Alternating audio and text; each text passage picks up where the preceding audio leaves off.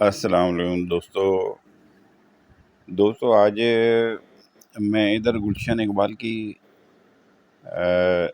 NIPA کے پاس جو ساتکین کی آرٹ سینٹر ہے ان کا، اس کے پاس سے گزر رہا تھا تو یہ برج کے سائڈ سے ہم لوگ جا رہے ہیں اور یہ ابھی ہم لوگ کنیکٹ ہوں گے جو ٹریفک برج سے اتر رہا ہے۔ اب آپ دیکھیں ہماری گاڑی اچھی خاصے بڑے سائز کی ہے، لیکن آپ دیکھیں اس کو کیسے جھولے کھا رہی ہے، ہچکولے لے رہی ہے۔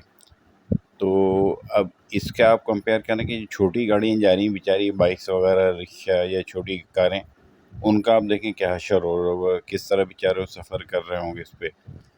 اور یہاں پہ یہ دیکھیں آپ، لاکھوں کی تعداد میں لوگ جو ہے ڈیلی سفر کرتے ہیں یہاں پہ، لیکن اب کیا کریں، مجبوری ہے، گزرنا یہیں سے۔ اگر یہاں سے نہ جائیں تو پھر راستہ بہت لمبا ہو جائے گا، پھر کہیں اور سے گھوم کے جانا پڑے گا۔